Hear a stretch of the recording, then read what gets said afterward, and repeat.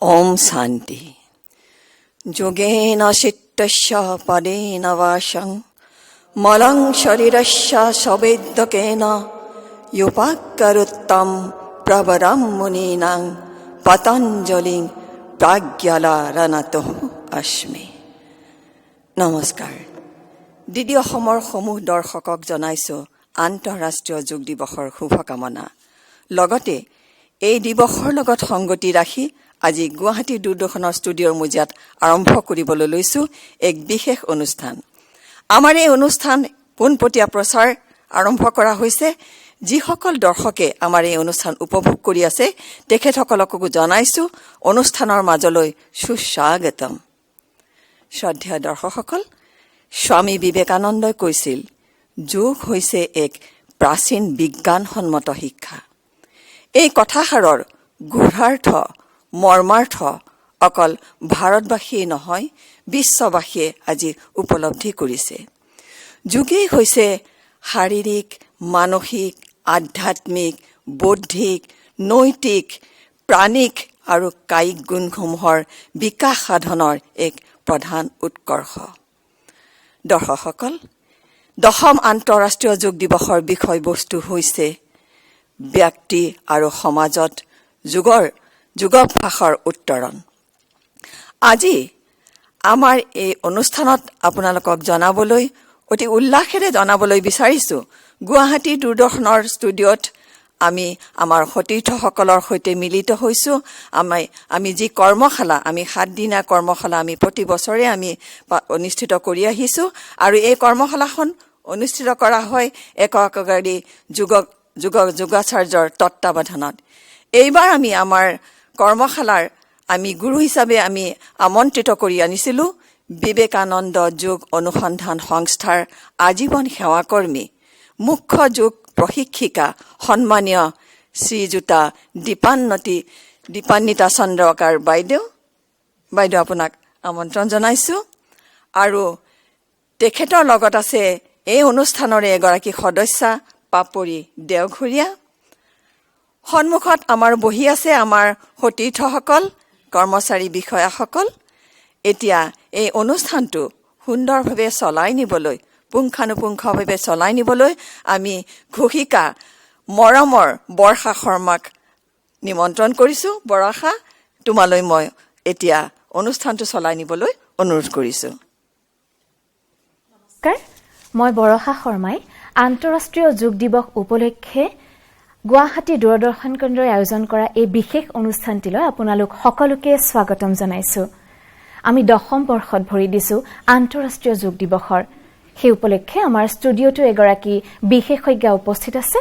তেওঁৰ সৈতে কথা পাতি আমি যোগ সম্পৰ্কে বিভিন্ন আলোচনা কৰিম। গতিকে দৰ্শক, আপোনালোক আহকচোন আমি তেওঁৰ সৈতে কিনো আলোচনা কৰো সেই অংশত ভাগ লওক। বাইদেউ, আপোনালোক সকলোকে আৰু বিশেষকৈ আপোনাক আমাৰ এই অনুষ্ঠানটিলৈ স্বাগতম জনাইছো। নমস্কাৰ। এইখিনিতে দূৰদৰ্শনৰ সমূহ দৰ্শকলৈকো আজিৰ আন্তঃৰাষ্ট্ৰীয় যোগ দিৱস উপলক্ষে মই সকলোকে শুভকামনা জনাইছো আৰু অভিবাদন জনাইছো। বাইদেউ, আপুনি যিহেতু যোগৰ সৈতে বহু দিনৰ পৰা জড়িত হৈ আছে, গতিকে আমি 10টা বৰ্ষ অতিক্ৰম কৰিছো আৰু আন্তঃৰাষ্ট্ৰীয় যোগ দিৱস পালন কৰিছো। আজি অসমৰ বিভিন্ন প্ৰান্তৰ লগতে ভাৰতবৰ্ষৰ বিভিন্ন প্ৰান্ততো যোগৰ বিভিন্ন অনুষ্ঠান আয়োজন কৰা হৈছে। আপুনি যোগ প্ৰশিক্ষিকা হিচাপে আপোনাৰ এই সম্পৰ্কে মনৰ অনুভৱ কেনেকুৱা? বৰষা, তুমি মোৰ মনৰ অনুভৱ জানিবলৈ বিচাৰিছা। এগৰাকী যোগ প্ৰশিক্ষক, এগৰাকী যোগৰ সাধক আৰু বিশেষকৈ এগৰাকী ভাৰতীয় হিচাপে মই আজি খুবেই গৌৰৱান্বিত, গৌৰৱ অনুভৱ কৰোঁ। আৰু মই ভাবোঁ সকলোৱে গৌৰৱ অনুভৱ কৰা উচিত। কাৰণ আজি তুমি যিহেতু কৈছা যে সমগ্ৰ বিশ্বই আজি এই যোগ দিৱস পালন কৰিছে, কেৱল যে ভাৰতবৰ্ষতে উদযাপন হৈছে এনে নহয়। এইটো এনে এটা বিষয় কেলে বাৰু ইমান সমগ্ৰ বিশ্বই আদৰি লৈছে, তাৰ নিশ্চয় সুফল আছে। আৰু সেই তাৰ কাৰণেই এই যিটো যোগ দৰ্শন বা যোগ অভ্যাস তাক কোনে আগবঢ়াইছে তাৰ জন্ম ক'ত হৈছে আমাৰ ভাৰতবৰ্ষত হৈছে আমাৰ ভাৰতবৰ্ষত জন্ম হৈছে 5000 বছৰীয়া 5000 তাতকৈ প্ৰাক বৈদিক কালৰ বুলি কৈছে তাতকৈ পুৰণি গতিকে এনে এটা ভাৰতবৰ্ষৰ এইটো হৈছে সংস্কৃতি আৰু পৰম্পৰাৰ এটা অমূল্য অৱদান সমগ্ৰ বিশ্বলৈ কিন্তু প্ৰথমতে হৈছিল কি কেৱল ভাৰতবৰ্ষ আৰু কেইখনমান ৰাষ্ট্ৰৰ মাজতে আমাৰ ওচৰ চুবুৰীয়া ৰাষ্ট্ৰবোৰৰ মাজতে সীমিত হৈ আছিল বা প্ৰচাৰ হৈছিল কিন্তু এতিয়া আমি সমগ্ৰ বিশ্বই তাক পালন কৰিছো গতিকে সঁচাকৈয়ে আমাৰ ভাৰতৰ ঐতিহ্য আৰু পৰম্পৰাৰ এনে এটা সুন্দৰ যেটো আমাৰ শাৰীৰিক মানসিক বৌদ্ধিক আবেগিক সকলো দিশতে আমাক উৎকৰ্ষ সাধন কৰাত আৰু কেৱল মাত্ৰ নিজৰ নহয় নিজৰ লগতে আমাৰ গোটেই সমাজ গোটেই বিশ্বখনৰ ভালৰ কাৰণে যেটো অভ্যাস বা দৰ্শন আমাৰ ভাৰতবৰ্ষত জন্ম হৈছিল আৰু সমগ্ৰ বিশ্বই আকোৱালি লৈছে তাৰ বাবে সঁচাকৈ মই খুবেই আনন্দিত আৰু এগৰাকী ভাৰতীয় হিচাপে মই সঁচাকৈ গৌৰৱান্বিত হয় বাইদেউ আপুনি এইমাত্ৰ উল্লেখ কৰিলে যে 5000 বছৰীয়া পুৰণি আমাৰ ঐতিহ্য যোগ ইয়াৰ বিভিন্ন ভাগ আছে সেইবোৰৰ বিষয়ে আমি বাৰু পিছলে কথা পাতিম কিন্তু ঋষিমুনি সকলে যি ধৰণে যোগ মানে অভ্যাস কৰিছিল সেই পদ্ধতি এতিয়া সলনি হৈছে যদিও এই ঐতিহ্যটো কি ভাৰতত কেনেকৈ ইয়াৰ আৰম্ভণি হ'ল বা কেনেকৈ আমি আজিৰ পৰ্যায়লৈ পাইছো অকমান যদি আমি যোগৰ ইতিহাস চাবলৈ যাওঁ যোগৰ আদি গুৰু হৈছে ভগৱান শিৱ প্ৰাক বৈদিক কালৰ ভগৱান শিৱ বুলি যদি আমি ধৰো ভাবা কিমান পুৰণি আৰু আনুমানিক ভাৱে কোৱা হৈছে যে প্ৰায় 5000 বছৰ পুৰণি এই যোগৰ ইতিহাস সেই সময়ত এইদৰে কোৱা হয় যে ভগৱান শিৱই কৈলাশ পৰ্বতত তেখেতে যোগ সাধনা কৰিছিল আৰু তাৰ পিছত তেওঁ সপ্ত ঋষিক এই যোগৰ প্ৰসাৰ কৰিবলৈ ভাৰতবৰ্ষৰ বিভিন্ন প্ৰান্তলৈ যাবলৈ কয় আৰু এইদৰে প্ৰচাৰ হৈছিল বেদ বেদাংগ পুৰাণ সমূহতো যোগৰ সেইবোৰ বহুত পিছত আহিছে তাৰ আগতে মানে যেতিয়া এনেকে সমগ্ৰ ভাৰতবৰ্ষত তেওঁলোকে আৰু কেৱল যে সেই সপ্ত ঋষি বুলি নহয় সেই প্ৰাক বৈদিক কালত সেই সময়ৰ ঋষি মুনিসকলে সেই সময়ৰ সাধকসকলে তেওঁলোকে নিজে সাধনা কৰিছিল তেওঁলোকে অধ্যয়ন কৰিছিল আৰু যি জ্ঞান প্ৰাপ্ত কৰিছিল সেই জ্ঞানেই হৈছে এই যোগৰ মূল প্ৰধান আৰম্ভণি আৰু এইদৰে বিভিন্ন দিশত বিভিন্ন জনে বিভিন্ন ঠাইত বেলেগ বেলেগকে তেওঁলোকে ঋষি মুনিসকলে বা সেই সময়ৰ প্ৰজাগণে কৰি থাকিছিল আসলতে মনটোক শান্ত কৰাৰ এটা উপায় যোগ সাধনা বুলি যোগ সাধনা সেইটোৱেই মূল উদ্দেশ্য কিন্তু এই গোটেই সমগ্ৰ ভাৰতবৰ্ষতে সিঁচৰিত হৈ থকা যোগৰ এই বিষয়সমূহ সাইন্টিফিক্যালি বিজ্ঞানসন্মতভাৱে আমাৰ মাজলৈ উলিয়াই আনে প্ৰায় 2500 বছৰ আগতে মহৰ্ষি পতঞ্জলীয়ে গতিকে তেওঁ এখন গ্ৰন্থ ৰচনা কৰে সকলোখিনি সিঁচৰিত হৈ থকা যোগৰ এই জ্ঞানসমূহ একত্ৰিত কৰি বিজ্ঞানসন্মতভাৱে এখন গ্ৰন্থ আকাৰে ওলাই আৰু সেইখনক পতঞ্জলি যোগ সূত্ৰ বুলি জনা যায় বাইদেউ আজি আমি যি যোগ অভ্যাস কৰো সেই পতঞ্জলি গ্ৰন্থখন মূলতঃ ভাৰতবৰ্ষত এতিয়া যিমানবোৰ যোগৰ ইনষ্টিটিউট আছে বা স্কুল আছে তেওঁলোকে এই গ্ৰন্থখনকে ফলো কৰে এইখনেই মানে প্ৰকৃত মূল গ্ৰন্থ ইয়াত 196 সূত্ৰ আছে আৰু তাক 4টা অধ্যায়ত ভাগ কৰিছে এই ভাগকেইটা মই অকমান নামকেইটা কৈছো প্ৰথমটো হৈছে সমাধিপাদ তাৰ পিছত কৈছে সাধনপাদ আৰু বিভূতিপাদ আৰু কৈবল্যপাদ এইদৰে 4টা অধ্যায়ত ভাগ কৰি এই গ্ৰন্থখন ৰচনা হৈছে ইয়াৰ উপৰি মহামুনি বশিষ্ঠ মুনিয়ে লিখা যোগ বশিষ্ঠখনো আমাৰ এখন যোগ দৰ্শন সাহিত্য হিচাপে ফলো কৰা হয় আৰু শ্ৰীমদ ভাগৱত গীতাখনক এই তিনিখন মূল গ্ৰন্থ তাৰ পিছত আৰু বহুতেই আজিকালি বৰ্তমান যুগতো এই তিনিখনক আধাৰ কৰি বহুতে তাৰ ভাষ্য লিখিছে তাৰ সহজ আকাৰত উলিয়াই দিছে সমাজৰ মাজত উলিয়াই দিছে আৰু তাক সকলোৱে মানে বৰ্তমানৰ যিমানবোৰ যোগৰ স্কুল আছে তেওঁলোকে এইকেইখনেই ফলো কৰে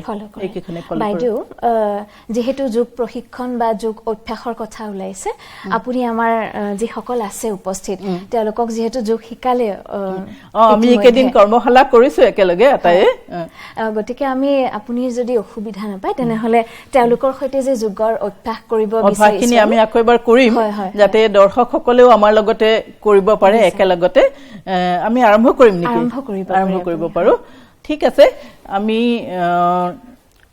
এই যোগ দিৱসৰ এইখিনিতে অকমান কৈ থওঁ যে আজি যে আমি সকলোৱে মিলি কৰিছো সমগ্ৰ বিশ্বৰ প্ৰায় সমূহ ৰাষ্ট্ৰ একেলগে কৰিছো তাৰ আৰম্ভণিটো ক'ৰ পৰা হৈছিল 2014 চনত 2014 চনৰ 27 ছেপ্টেম্বৰত সংযুক্ত ৰাষ্ট্ৰ সংঘৰ 69তম যিখন সভা হৈছিল তাতে আমাৰ দেশৰ প্ৰধানমন্ত্ৰী মাননীয় নৰেন্দ্ৰ মোদী দেৱে এটা প্ৰস্তাৱ ৰাখিছিল যে এই যোগ বিষয়টো কেৱল আমাৰ মানুহৰ কাৰণে উপকৃত হ'বৰ কাৰণে নালাগে সকলোৱে শিকক সকলোৱে জানক আৰু তেওঁ এই প্ৰস্তাৱটো ৰাখিছিল আৰু মাত্ৰ 3 মাহৰ ভিতৰতে সেই সময়ত ৰাষ্ট্ৰসংঘৰ সদস্য সংখ্যা আছিল 193খন ৰাষ্ট্ৰ আছিল আৰু 3 মাহৰ ভিতৰতে 177 সংখ্যক ৰাষ্ট্ৰই তেওঁলোকে একেবাক্যে তাৰ যোগৰ যেটো লাভালাভ বা যোগৰ যেটো হেতু তেওঁলোকে বুজি পাইছিল আৰু এক সহমত হৈছিল আৰু 2014 চনৰ 11 ডিসেম্বৰ তাৰিখে এই ৰাষ্ট্ৰসংঘই যোগ দিৱস পালন কৰা সন্মতি প্ৰদান কৰে কিন্তু এটো এটা খুব ভালৰ মানে গৌৰৱৰ কথা যে আমি সমগ্ৰ বিশ্বৰ মাজত আমি স্থান পাইছে বাইদেউ আমি আসনৰ মাজলৈ যাও আৰু সেই 2015 পৰাই আমি চনৰ পৰা কৰি আছো আজি আমি 10ম বৰ্ষৰ মাজলৈ আহিছো গতিকে এই সাধাৰণতে তো সকলোৱে বহুত আসন প্ৰাণায়াম বহুত আছে কিন্তু আজিৰ দিনটো যাতে সমগ্ৰ বিশ্বই একেলগে একেটা পেটাৰ্ণত যিখিনি আসন প্ৰাণায়াম কৰিম তাৰ এটা নিৰ্দিষ্ট সূচী দিছে আমাক সেই সূচীখিনি আমি পালন কৰিম আৰম্ভণিতে আমি এটা প্ৰাৰ্থনাৰে আৰম্ভ কৰিম আটায়ে এটা যিকোনো আসনত বহক পিঠি পোন কৰি বহক চকু মুদক মন্ত্ৰটো মই কম প্ৰথমে আমি 3বাৰ ওমকাৰ কৰিম তাৰ পিছত আমি মন্ত্ৰ মাতি আৰম্ভ কৰিম হাত জোৰ কৰক আটাই দীঘলকৈ উশাহটো লওক আৰু আমি ওম ধ্বনিটো আৰম্ভ কৰিম একেলগত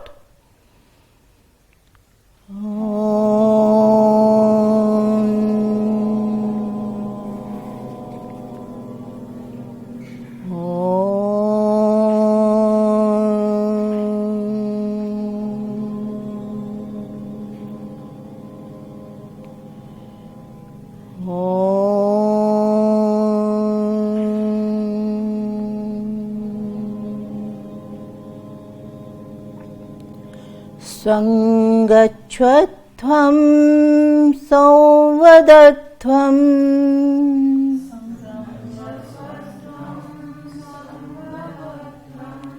Sangvo Manangsi Janatam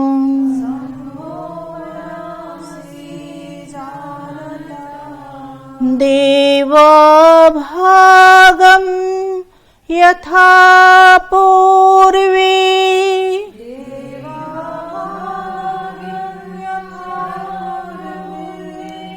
Sanjana Upasate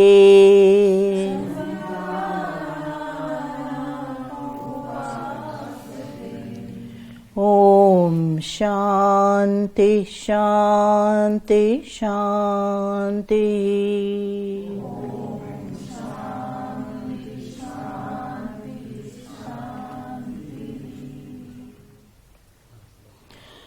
হাতলৈ কৰক বৰখা মই তোমাৰ অনুমতি লওঁ মই অকমান থিয় হৈ কওঁ কাৰণ বহি পেলাই কৰোৱা নিশ্চয় ভাল নালাগিব আমি আৰম্ভণি কৰিম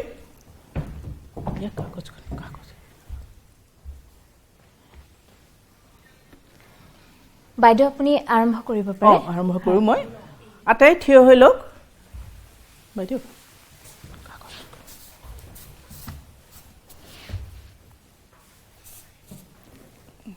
তাৰাসনত থিয় হওক এতিয়া হাত দুখন কঁকালত লওক প্ৰথমতে আমি কেইটামান শিথিলীকৰণ ব্যায়াম কৰিম हम शुरुआत करेंगे कुछ लूजनिंग एक्सरसाइज से। तो पहला जो अभ्यास है वो गर्दन के लिए, फॉर द नेक। उशाहটো লওক, মূৰটো পিছলৈ নিয়ক, উশাহটো এৰি মূৰটো তললৈ আনক, ঠুটৰিটো ডিঙিত লগাবলৈ চেষ্টা কৰক, আকৌ উশাহটো লৈ মূৰটো পিছলৈ নিয়ক, উশাহটো এৰি মূৰটো আগলৈ আনক। আমি এতিয়া কেৱল মাত্ৰ দুবাৰকৈ কৰিম, কিন্তু পিছলৈ আমি ইয়াক আৰু বেছিকৈ আপোনালোকে 5 বাৰকৈ কৰিব পাৰে।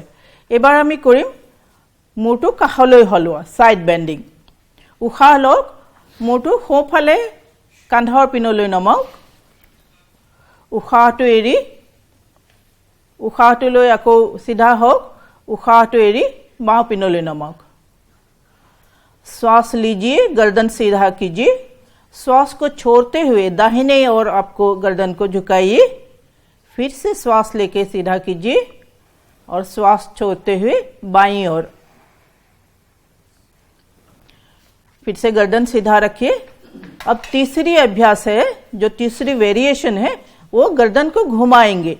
पहले श्वास लीजिए, उशाहটো লওক আৰু মূৰটো লাহেকৈ আপোনাৰ সোঁফাললৈ ঘূৰাওক, সোঁ পিনলৈ চাওক, সোঁফাললৈ চাওক, আকৌ মূৰটো সিধা সন্মুখলৈ আগলৈ কৰক আৰু তাৰ পিছে বাওঁ পিনলৈ চাওক, সোঁফালে বাওঁফালে ঘূৰাব, সোঁফালে বাওঁফালে, টুইষ্টিং।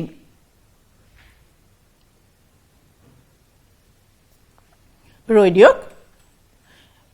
ইয়াৰ পৰৱৰ্তী অভ্যাসটো কৰিম আমি কান্ধৰ কাৰণে। ডিঙিৰ হৈ গ'ল, তাৰ পিছতো আমি কান্ধৰ কৰিম।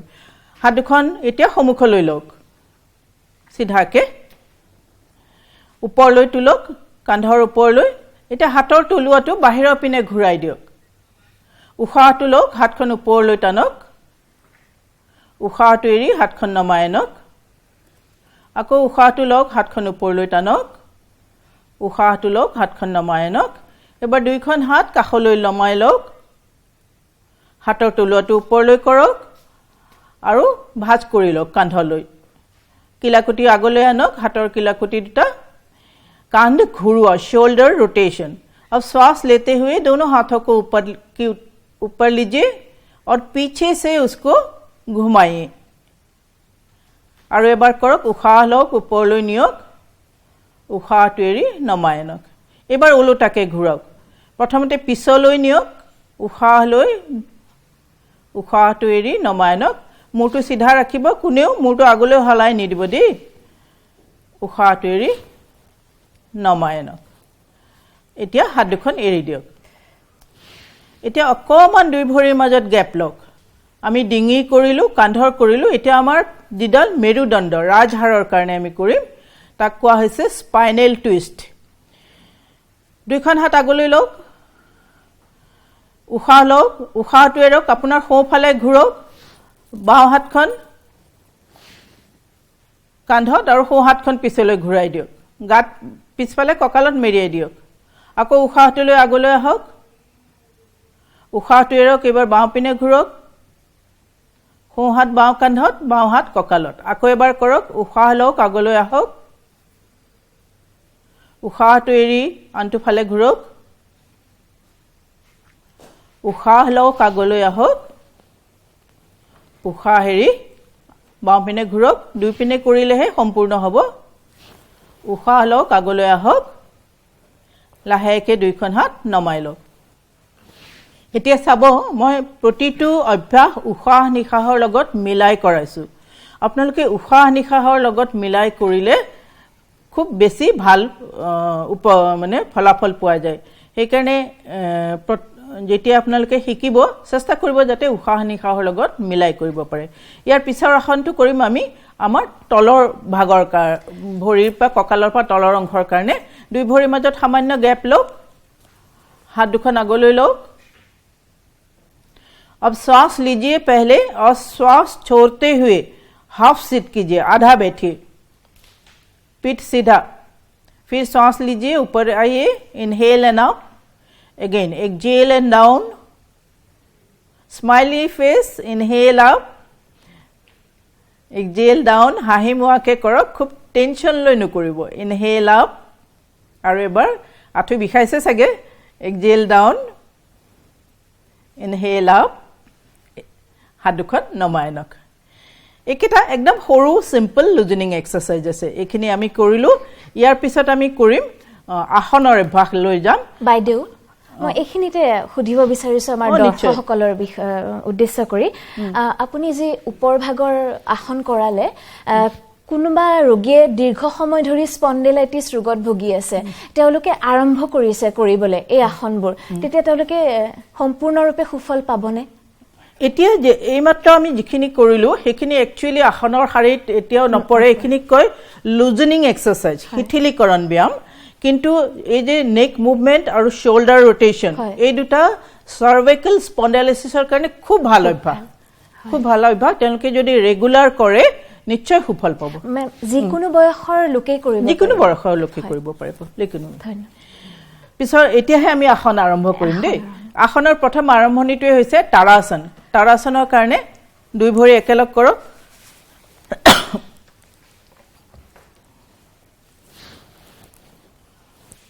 হাত দুখন গাৰ কাষত লৈনকে লগাই ৰাখক প্ৰথমতে হাতৰ আঙুলিকেটা খাজ খুৱাই লওক এতিয়া উশাহটো লওক হাত ওপৰলৈ কৰক নিয়ক টানক হাত দুখন ওপৰলৈ এতিয়া লাহেকে দুইটা গৰুহা ডাঙক আৰু ভৰিৰ আঙুলিৰ ওপৰত থিয় হওক সমুখলৈ চাওক সিধা এটা পইণ্টত নামি আহক আকৌ এবাৰ উশাহ লওক হাত ওপৰলৈ টানক ভৰিৰ গৰুহা তুলক ভৰিৰ আঙুলিৰ ওপৰত বেলেন্স কৰক নামি আহক এটো হৈছে তাৰাসন ইয়াৰ পিছত আমি যেটো আসন কৰিম হেতু হৈছে বৃক্ষাসন থিয় হৈ কৰা আসনৰ সদায় আৰম্ভণিতে তাৰাসনৰ পৰা আৰম্ভ হয় আৰু আপোনালোকে জানে যে আসন চাৰি প্ৰকাৰত কৰা হয় থিয় হৈ কৰা বহি কৰা পেট পেলাই শুই কৰা আৰু পিঠি পেলাই শুই কৰা ষ্টেণ্ডিং সিটিং প্ৰোন আৰু সুপাইন পজিশনত আমি থিয় হৈ কৰা দুটামান আসন কৰো আহক একেলগতে প্ৰথমে কৰিম বৃক্ষাসন সোঁ ভৰিখন তুলক সোঁ ভৰিৰ পতাটো বাওঁ ভৰিৰ ঠাই যত সম্পূৰ্ণকৈ লগাব চেষ্টা কৰক প্ৰথমে বেলেন্স কৰক আপোনাৰ বাওঁ ভৰিৰ ওপৰত শৰীৰটো বেলেন্স কৰক এতিয়া লাহেকে দুইখন হাত ওপৰলৈ লওক নমস্কাৰ মুদ্ৰাত লওক সমুখলৈ এটা পইণ্টত চাওক উশাহ নিশাহ স্বাভাৱিক ৰাখক উশাহটো এৰি এতিয়া হাত দুখন নমাই আনক দুই কাষৰ পৰা ভৰিখন নমাই দিয়ক এই একেটা আসনকে আমি এতিয়া আনটো ফালৰ পৰা কৰিম সদায় কমপ্লিমেন্টাৰী থাকে আসনৰ কিন্তু বৃক্ষাসন হল সেলফ কমপ্লিমেন্টাৰী যে নিজে নিজৰ একেটা আসনৰে পৰিপূৰক এবাৰ বাওঁ ভৰি তুলক প্ৰথমে বেলেন্স কৰক লাহেকে উশাহ লৈ দুই হাত বৃক্ষাসনত নমস্কাৰ মুদ্ৰাত ওপৰত খুব সুন্দৰ হৈছে আপোনালোকে আমি একেদিন কৰ্মশালা কৰিছো আপোনালোকে ভালকৈ পাৰা হৈছে মোৰ দেখি ভাল লাগিছে আকৌ লাহেকে উশাহটো এৰি দুই হাত নমাই আনক আশা কৰো দৰ্শকসকলেও আমাৰ লগতে কৰি আছে ঘৰত এবাৰ ভৰিখন নমাই দিয়ক পৰৱৰ্তী আসনলৈ যাম পৰৱৰ্তী আসনটো হৈছে পাদহস্তাসন এটো হৈছে ফৰৱাৰ্ড বেন্ডিং আসন গতিকে মই এখিনতে কৈ থওঁ ফৰৱাৰ্ড বেন্ডিং আসনৰ কিছুমান লিমিটেশন আছে कुछ उसका हम लिमिटेशन लेना है अगर किसी को बहुत ज़्यादा हार्ट प्रॉब्लम है हाई बीपी है सीवियर बैक पेन है तो बिल्कुल सावधानी से करना है आराम से करना है दोनों पैरों के बीच गैप लेना है लेके करना है तो मैं जब भी आप करेंगे किसी से सीख के कीजिए और उनसे आपकी जो शरीर में असुविधा है उसको बताइए और उसको जानकारी लेके आप लोग सीखिए তো এতিয়া আমি যেটো সাধাৰণতে ইয়াতে আমি একেলগে কৰিছো হেতুকে কৰিম দুই ভৰি একেলগ কৰক তাৰাসনত থিয় হওক উশাহ লওক দুইখন হাত দুই কাষৰ পৰা ওপৰলৈ নিয়ক উশাহটো লৈ হাতৰ তলুৱা সমুখলৈ এতিয়া উশাহ এৰি লাহে লাহে সিধাকে আগলৈ হালি দিয়ক যিমান পাৰে আপোনাৰ শৰীৰৰ ক্ষমতা অনুযায়ী আগলৈ হালক যদি সম্ভৱ হয় হাতেৰে ভৰিৰ সৰু গাঁঠি ধৰক পিছফালৰ পৰা एंकल जॉइंट्स को पकड़ लीजिए अगर संभव है तो लेकिन बहुत ज्यादा जबरदस्ती मत कीजिए योगात কোৱা হৈছে ন হঠাৎ ন বলাত কেতিয়াও হঠাৎকে আৰম্ভ নকৰিব আৰু বল প্ৰয়োগ কৰি নকৰিব আকৌ উশাহ লৈ উঠি আহক লাহে লাহে উশাহ এৰক দুই কাষৰ পৰা হাত নমাই আনক যেহেতু আমি এতিয়া সন্মুখলৈ হালি আসন কৰিলো তাৰ লগে লগে আমি সদায় পিছলৈ হলা আসনটো কৰিব লাগে পৰিপূৰক আসন পৰিপূৰক আসনটোৰ নাম হৈছে অৰ্ধ চক্ৰাসন আকৌ স্থিতিত থাকক তাৰাসনত প্ৰথমে উশাহ লওক আৰু হাত দুখন গাত লগাই মানে থাইজত লগাই লাহেকে ওপৰলৈ আনক আৰু পিছফালে কঁকালত সাপোৰ্টটো লওক হাতৰ আঙুলি কেটা আগলৈ কৰি ৰাখক তুমি এবাৰ ঘূৰি দেখুৱাই দিয়া এইদৰে হাতৰ আঙুলি কেটা আগলৈ থাকিব আৰু দুইটা হাত প্ৰায় যদি সম্ভৱ হয় লগাই ৰাখিবলৈ চেষ্টা কৰক ঘূৰি লোৱা এতিয়া উশাহ লৈ লাহেকে পিছলৈ হালি দিয়ক কঁকালৰ পৰা পিছলৈ হালক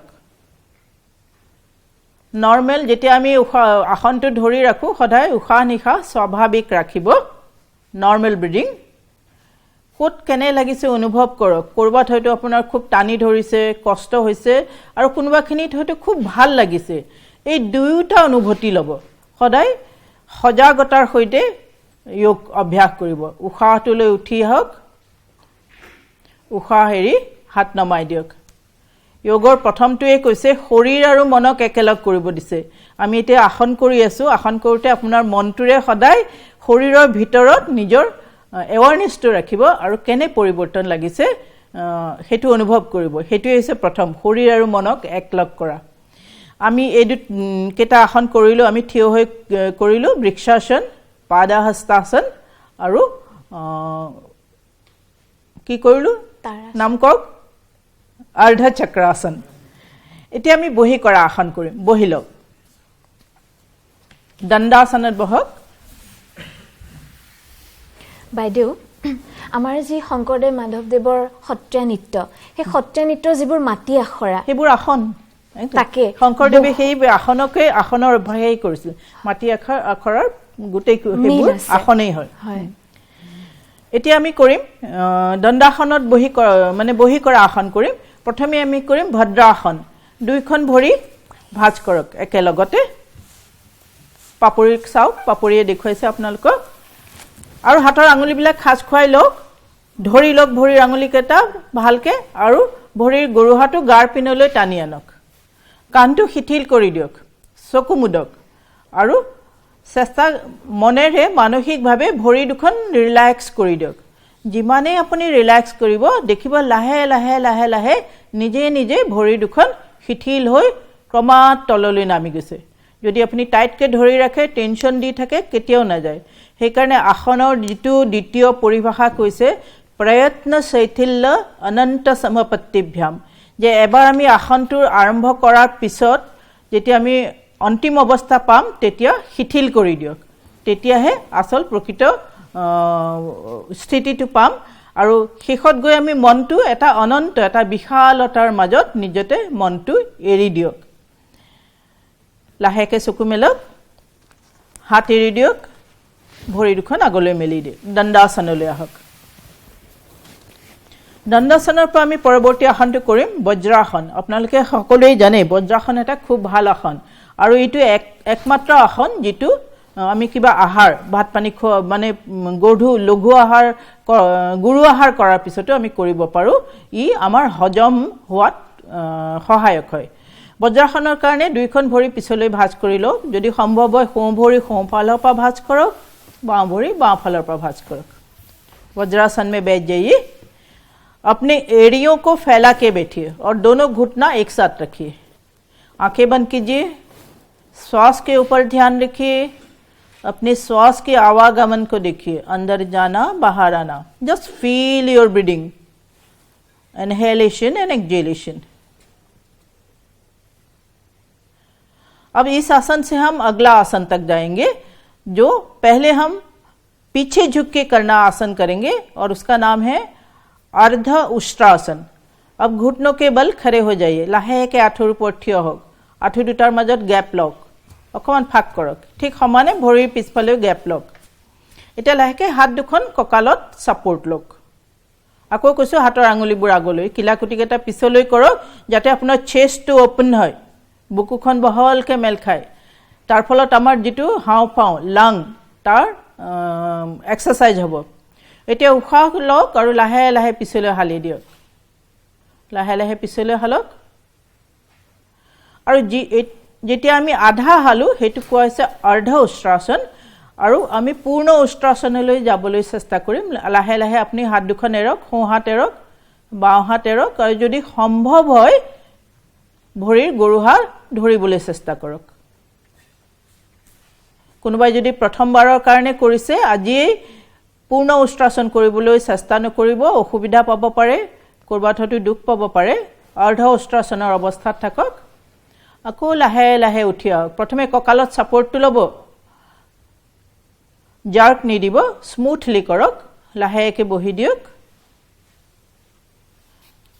বজ্ৰাসনত বহক আমি পিছলৈ কৰা আসন কৰিলোঁ এতিয়া আমি আগলৈ কৰা আসন কৰিম আৰু আগলৈ কৰা আসনটোৰ নাম হৈছে শশাংকাসন আপুনি সকলোৱে দুইখন হাত পিছলৈ লওক সোঁ হাতৰ যিটো মণিবন্ধ ৰিষ্ট বুলি কওঁ আমি সেইটো বাওঁ হাতেৰে ধৰক উশাহটো লওক অকণমান পিছলৈ ষ্ট্ৰেচ কৰক আৰু উশাহ এৰক লাহে লাহে আগলৈ হালক চেষ্টা কৰক সম্পূৰ্ণ হালিবলৈ কপালখন মাটিত লগাই দিয়ক যদি আপোনাৰ সম্পূৰ্ণ হালিবলৈ অসুবিধা হৈছে দুইটা আঁঠুৰ মাজত অকণমান গেপ লওক আঁঠু দুটা বহলাই দিয়ক আৰু কপালখন মাটিত লগাবলৈ চেষ্টা কৰক আৰু ফাইনেলি দুইটা কান্ধ ঢিলাই দিয়ক loosen your shoulder finally and just feel the changes inside কোট আপোনাৰ টানিছে কোট প্ৰেছাৰ পৰিছে কোট ধৰিছে বি aware বি ইন্ট্ৰোভাৰ্ট যোগাই আমাৰ এৱাৰনেছটো বৃদ্ধি কৰে সজাগতা বৃদ্ধি কৰে আকৌ লাহে লাহে উশাহলৈ উঠি আহক লাহেকৈ হাত দুখন এৰি দিয়ক উশাহটো এৰি আৰু ভৰি দুখন আগলৈ মেলি দিয়ক আৰামকৈ বহক হাত দুখন পিছলৈ দিয়ক ভৰি দুখন ফাঁক কৰক শিথিল দণ্ডাসন এইখিনিতে আমি থিয় হৈ কৰা আসন কৰিলোঁ বহি কৰা আসন কৰিলোঁ আপোনালোকৰ মই সুধিব খোজো কাৰোবাৰ কিবা সন্দেহ আছে নেকি ডাউট আছে নেকি কোনোবাই কিবা প্ৰশ্ন কৰিব নেকি কৰিব পাৰে কিবা যদি মনত সন্দেহ আছে দাদা কওক বাইদেউ পিছফালে হালিলে আমাৰ ব্ৰেইনৰ যিটো পাঁচ চাইড আছে তাতে অলপ প্ৰেছাৰ পৰাৰ নিচিনা লাগে এটো হয় নেকি মূৰটো গধুৰ গধুৰ লাগিছে প্ৰেছাৰ লাগিবই কাৰণ যেহেতু আমি পিছলৈ হালিছো মূৰটো হলাই দিছো গতিকে মূৰৰ পিনলৈ আমাৰ যিটো তেজৰ সোঁত ব্লাড ফ্লোটো বেছি যায় মূৰটো অকমান গধুৰ লাগিব ঠিক তেনেকে আমি যেতিয়া সন্মুখলৈ হালিছো ফৰৱাৰ্ড বেন্ডিং কৰিছো তাতো লাগিব তাতো আপোনাৰ মূৰৰ পিনে অকমান হেভিনেছ আহিব আৰু অকমান মূৰটো যেন বেছি প্ৰেছাৰ আহিছে তেনেকুৱা লাগিব কিন্তু সেইকাৰণে অলপ সাৱধানেৰে কৰিব খুব যদি হাই প্ৰেছাৰ থাকে ফৰৱাৰ্ড বেন্ডিং কৰোতে সাৱধানেৰে কৰিব হাতৰ সাপোৰ্ট লৈ ভৰি দুটা আঁঠু দুটা ফাঁক কৰি আৰামকৈ হালিব বাইদেউ এনে মোৰ হাই প্ৰেছাৰ আছে কিন্তু অসুবিধা একো পোৱা নাই আগে পিছে কৰি মই ঠিক পোৱা নাই আপোনাৰ প্ৰশ্নটো ঠিক আছে কওক নহয় মোৰ মানে হাই প্ৰেছাৰ আছে কিন্তু তথাপিও মই আসনবিলাক কৰি আছো কিন্তু অসুবিধা একো পোৱা নাই এতিয়াও হাই প্ৰেছাৰ আছে কিন্তু আপোনাৰ দৰৱ খাই যদি আপুনি নৰ্মেলত কণ্ট্ৰলত আছে নহয় তেতিয়াহ'লে কৰিব কিন্তু চাব হাই প্ৰেছাৰৰ কাৰণে কিছুমান আসনৰ লিমিটেশ্যন আছে যেনেকে সন্মুখলৈ পাদহস্তাসন কৰা যিটো আমি আগত থিয় হৈ কৰিলোঁ কপাল ভাতি বেছিকৈ নকৰিব পাদহস্তাসন নকৰিব ফৰৱাৰ্ড বেণ্ডিং খুব বেছিকৈ নকৰিব বাইদেউ কিন্তু আপুনি যদি কণ্ট্ৰলত আছে কৰিব পাৰিব কিন্তু সাৱধানেৰে লাহে লাহে with relaxation that is important আমি যে 10 মিনিট সময়তে 15টা আসন কৰি শেষ কৰিলো সেইটো মেথড নহয় উইথ ৰিলেক্সেশ্যন লাহে লাহে কৰিব বাইদেউ মই আকৌ দৰ্শকসকলৰ উদ্দেশ্য কৰি প্ৰশ্ন কৰিছো আপোনালে পুৰুষ মহিলা উভয়ে যেহেতু কৰিছে মহিলাসকলৰ মাহেকীয়া যেহেতু হয় তেওঁলোকৰ কিবা বাধ্যবাধকতা আছে নেকি বাধ্যবাধকতা আছে মাহেকীয়াৰ সময়ত কৰিব নালাগে বিশেষকৈ প্ৰেগনেন্সি আৰু যেতিয়া মাহেকীয়া হয় কপালভাতি কৰিব নালাগে ফৰৱাৰ্ড বেন্ডিং আসনবোৰ তেওঁলোকে এভয়েড কৰিব লাগে আৰু কাৰোবাৰ যদি অস্ত্ৰোপচাৰ হৈছে তেওঁলোকে কিমান সময় ডেফিনেটলি অস্ত্ৰোপচাৰ হলে সাধাৰণতে 3 মাহলৈকে অস্ত্ৰোপচাৰ আসনৰ অভ্যাস কৰিব নালাগে 3 মাহ ৰেষ্ট লৈহে অস্ত্ৰোপচাৰ পেটৰ অস্ত্ৰোপচাৰ হওক বা হাৰ্টৰ অপাৰেশ্যন হওক সাৱধানতা ল'ব লাগে একেবাৰে মানে কমনলি যেটো বেমাৰ গোল্ড ব্লাডাৰ ষ্টোন হোৱা এপেণ্ডিক্স হোৱা এইবোৰ আমি আগতীয়াকৈ নোহোৱা কৰিব পাৰো নেকি আসনৰ জৰিয়তে আগতীয়াকৈ আমি যদি সদায় ৰেগুলাৰ আসন অভ্যাস কৰি থাকো নিশ্চয় নহয় আৰু আমাৰ যেটো জীৱনশৈলী সেইবোৰৰ কাৰণে এই ষ্টোনৰ প্ৰবলেমটো বিশেষকৈ হয় গতিকে আমাৰ জীৱনশৈলীটো যদি আমি চেঞ্জ কৰো গতিকে হেতু যেটো ৱে অফ লাইফ কৈছে তাৰপা আমি হাত হাৰি থাকিব খাদ্যভাসো থাকিব নিশ্চয় আৰু কোনোবাই কৰিব আপোনালোকৰ ফালৰ পৰা প্ৰশ্ন হয় নমস্কাৰ বাইদেউ নমস্কাৰ মই আপোনাৰ পৰা কিছু কথা জানিবলৈ ইচ্ছা প্ৰকাশ কৰিম মই প্ৰথমে সমূহ ডিডি অসমৰ দৰ্শকক অভিনন্দন জনাইছো আন্তঃৰাষ্ট্ৰীয় যোগ দিৱস উপলক্ষে তাৰ পিছত মোৰ কেইটামান প্ৰশ্ন আছে আপুনি ক'লে যে পদাহস্তাসনত ফৰৱাৰ্ড বেণ্ডিঙত ৰেষ্ট্ৰিকশ্যন আছে আমি কিছুমান এনেকুৱা ভুল কৰোঁ যদি মই মোৰ মাৰ কথা উল্লেখ কৰোঁ মোৰ মা যেহেতু মোৰ বহুত এজেড হয় 80 years old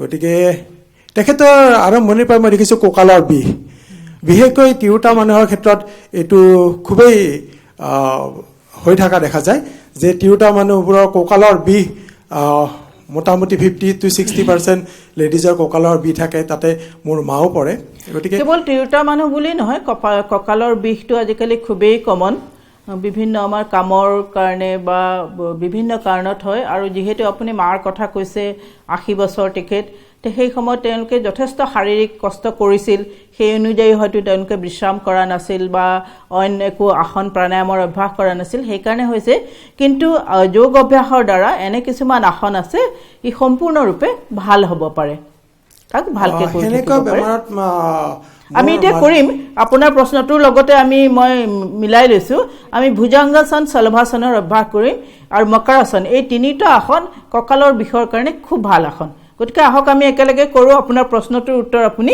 পাইয়ে যাব হ'ব হয় বাইদেউ আকৌ মই যদি এটা সুধো যে যোগাভ্যাস আমি যেতিয়া কৰো তাৰ কিবা নিৰ্দিষ্ট সময় আছে নেকি যে কোন সময়ত আপুনি তাক মই আপোনাৰ প্ৰশ্নটো ধৰিব পাৰিছো গতিকে আহক আমি কৰিও যাওঁ লগে লগে মই আপোনাৰ মনৰ যিখিনি প্ৰশ্ন আছে সেইখিনি উত্তৰটো দিও যাম তে আটাই মকৰাসনলৈ আহক বিশ্ৰাম পজিশনতে আহক তেতিয়ালে মই কৈও থাকিম আপোনালোকৰ ৰিলেক্সেশনো হ'ব আসনটো কৰাও হ'ব আৰু আপোনাৰ সকলোৰে মনৰ খুদনিখিনিও আঁতৰি যাব মকৰাসন ক্ৰকোডাইল পোজ আপোনালোকে চাওক ডেমনষ্ট্ৰেট পাপৰি কিদৰে শুইছে পেট পলাই শুইছে ইয়াতে সদায় সোঁ হাতখন বাওঁ কান্ধৰ ওপৰত দিয়ক বাওঁ হাতখন সোঁ কান্ধৰ ওপৰত দিয়ক আৰু ঠিক ক্ৰছ পইণ্টটোত থুতৰিটো ৰাখক আৰু পিছৰ পিনে দুইটা ভৰি ফাক কৰি দিয়ক দুইটা গৰুহা দুটা মুখামুখিকৈ ৰাখক আৰু ভৰি আঙুলিকেইটা বাহিৰলৈ ৰাখক আৰাম লাগিছে খুব সুন্দৰ এটো আৰামদায়ক ৰিলেক্সিভ আসন হয় basically it's very good to strengthen our spine strengthen our back and to get relief from back pain ইয়াৰ পিছত আমি কৰিম দুই ভৰি একেলগ কৰক ভুজংগাসন हाथ दुखन आकोले सीधा के मिली दे दोनों हाथ सामने रखिए अब सांस लेते हुए दोनों हाथों को धीरे से पीछे लाइए थोड़ा सा और अब सिर और अपने पीठ को थोड़ा ऊपर उठाइए इसमें देखिए दोनों कोहनी को आप जमीन पे रखिए हाथ सामने रखिए दोनों हाथों को एडजस्ट कीजिए एज पर योर कंफर्टेबिलिटी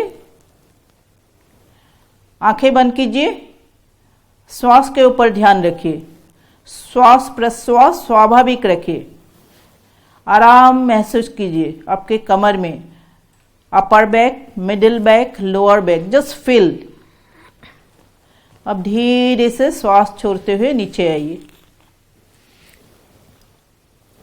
दोनों हाथ सामने कीजिए हाथों को मुट्ठी बांधिए अंगूठा अंदर लीजिए अब ये मुट्ठी को आप पीछे लेके जाइए दोनों हाथ अपने शरीर के अंदर जो ग्रॉइन है उसके अंदर रखिए मुट्ठी हमेशा ऊपर की ओर करते रखिए अब भुजंगासन की जो कॉम्प्लीमेंट्री आसन है वो करेंगे और उसका नाम है शलवासन अब दोनों पैरों को एक साथ ऊपर उठाइए पैर सीधा रखिए कोशिश कीजिए जितना उठते हैं उतना ही उठाइए श्वास स्वाभाविक रखिए कुछ समय तक इसको पकड़ के रखिए hold it for few seconds and now slowly bring it down.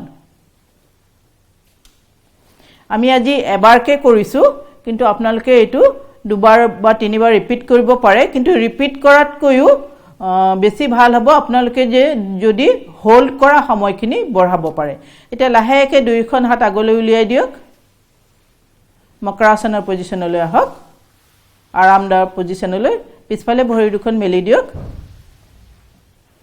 আৰাম অৱস্থাত থাকক সদায় যেতিয়া আমি পেট পেলাই কৰা আসন কৰো তাৰ লগত এই মকৰাসন কৰিব মকৰাসনটো ৰিলেক্সিভ আসন ভুজংগাসন সলবাসন কৰাৰ পিছত মকৰাসনত আহিব এখিনতে মই আপোনাৰ প্ৰশ্নটোৰ উত্তৰটো দিও আপোনালোকে আৰামদায়ক অৱস্থাটো থাকক লগতে শুনিও থাকক আপুনি প্ৰশ্ন কৰিছিল যে আসন কৰাৰ কিবা সময় আছে নেকি নিশ্চয় আছে আটাইতকৈ ভাল সময় হৈছে আসন কৰাৰ ৰাতিপুৱাৰ সময়টো ৰাতিপুৱা পৰিবেশ খুব শান্ত থাকে বাতাবৰণ শুদ্ধ থাকে বায়ু প্ৰদূষণ নাথাকে আৰু বিশেষকৈ আমি খালি পেট থাকো ৰাতিপুৱা শুই উঠি আমি আমাৰ যিবোৰ হোস মলমূত্ৰ ত্যাগ কৰি আমাৰ পেট খালি হয় আৰু বাতাবৰণৰ কাৰণে আমাৰ মনটো শান্ত থাকে পবিত্ৰ থাকে গতিকে ৰাতিপুৱাৰ সময়টো আটাইতকৈ উত্তম আপোনালোকে যদি কিবা খাব বিচাৰে খুব বেছি এগিলাস কুহুমীয়া পানী খাব পাৰে বা একাপ ৰঙা চাহ খাব পাৰে কিন্তু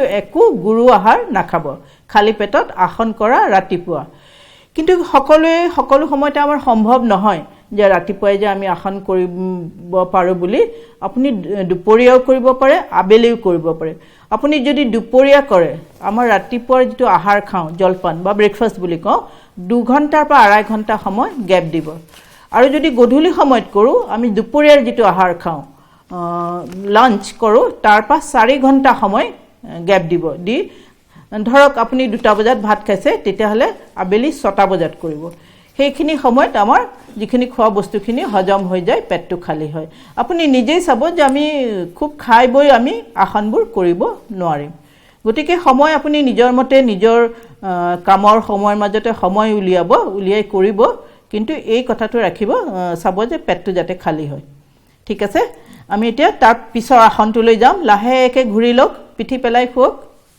সুপাইন পজিশনৰ আসন মই আগতেই কৈছিলো আসন 4 প্ৰকাৰৰ থিয় হৈ কৰা বহি কৰা পিঠি পেট পেলাই শুই কৰা আৰু থিয় হৈ কৰা standing position sitting prone and supine position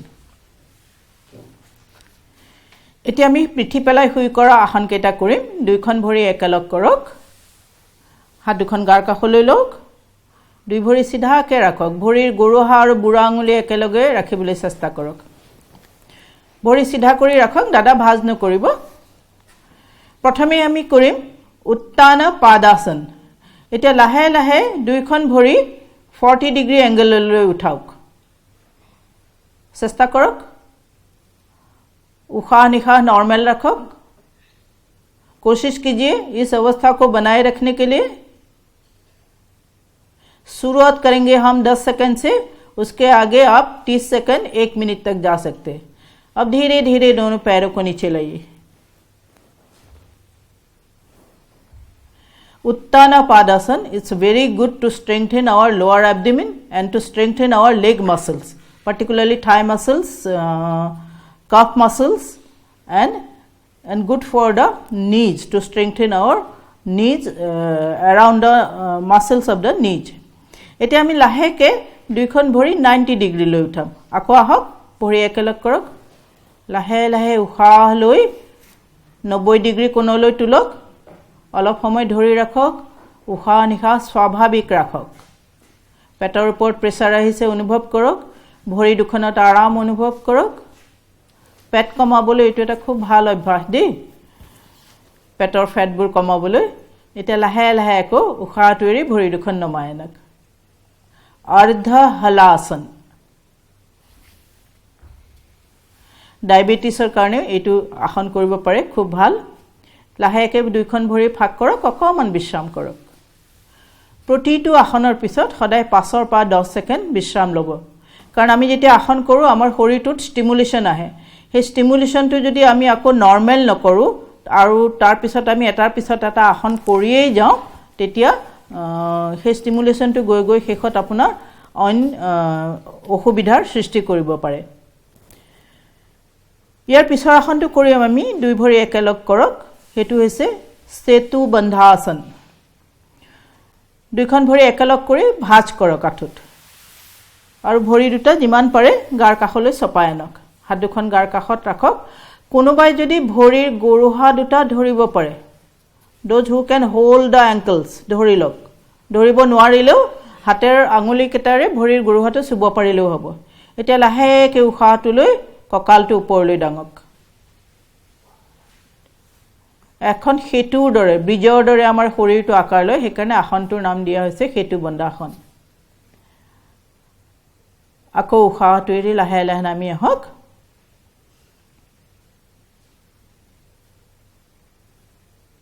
এইটো আপোনালোকে আকৌ কৰিব পাৰে আৰু বেছি সময়লৈ ধৰি ৰাখিবলৈ চেষ্টা কৰিব এতিয়া ইয়াৰ পৰা আমি ইয়াৰ পৰৱৰ্তী আসনটো একেলগতে কৰিম প্ৰথমে আকৌ ভৰি দুখন মেলি দিয়ক অকমান বিশ্ৰাম কৰক পিছৰ আসনটো হৈছে পৱন মুক্তাসন নামটোৱে বুজায় যে আমাৰ গ্যাস ৰিলিজ কৰে বিশেষকৈ ডাইজেষ্টিভ সিস্টেমটো ষ্ট্ৰং কৰে আৰু ভিতৰৰ আমাৰ যেটো আনৱান্টেড নলগা গ্যাসবোৰ উলিয়াই দিয়ে দুই ভৰি একেলগ কৰক ভৰি দুখন ভাঁজ কৰক আগৰ দৰে এতিয়া আঁঠু দুটা অকমান ওপৰলৈ তুলি লওক গাৰ পিনলৈ লৈ আহক दोनों हाथों से उसको अच्छी तरह से हग कीजिए पकड़ लीजिए और प्रेस कीजिए अब श्वास को छोड़ते हुए उखाहটো এৰি লাহে লাহে মূৰটো ওপৰলৈ তুলক ধৰি ৰাখক পজিশনটো অলপ সময় লাহেকৈ মূৰটো নমাওক হাত এৰি নিদিব আৰু এবাৰ কৰিম আমি আকৌ উশাহটো এৰি মূৰটো তুলক উশাহটো লৈ নামি আহক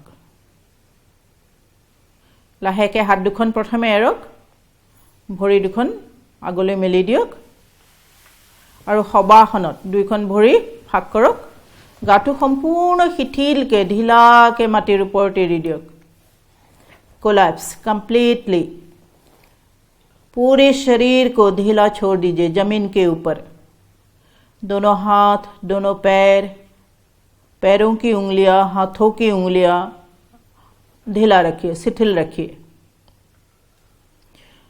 चेहरे की मांसपेशियों को शिथिल रखिए चेहरे के ऊपर एक सुंदर सा मुस्कान रखिए दुनिया हाही एता ढोरी रखो अब आपकी ध्यान आपके पेट के ऊपर लाइए महसूस कीजिए पेट ऊपर नीचे हो रहे हैं पेट उठिसे नामिसे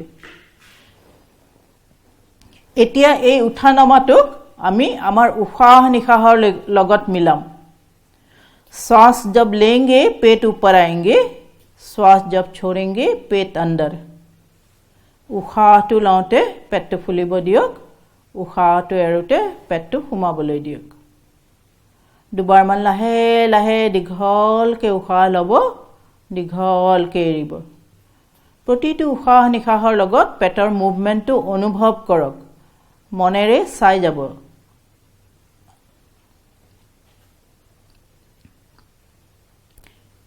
ইয়াৰ পিছৰ ষ্টেপটো হৈছে আপোনাৰ আমাৰ সজাগতা যেটো এৱাৰনেছ বুলি কওঁ তো গোটেই শৰীৰটোতে বিয়পাই দিয়ক মনেৰে আৰু চাওক যে উশাহ লওঁতে শৰীৰৰ ভিতৰত এটা ধুনীয়া শক্তিৰ সঞ্চাৰ হৈছে আৰু ফ্ৰেছনেছ সজীৱ অনুভৱ কৰক গোটেই শৰীৰটোতে আৰু উশাহটো এৰি দিয়াৰ লগে লগে আমাৰ শৰীৰৰ পৰা নলগা যিবোৰ গ্যাসবোৰ ওলাই গৈছে কাৰ্বন ডাই অক্সাইড ওলাই গৈছে শৰীৰটো পাতল অনুভৱ কৰক শিথিল অনুভৱ কৰক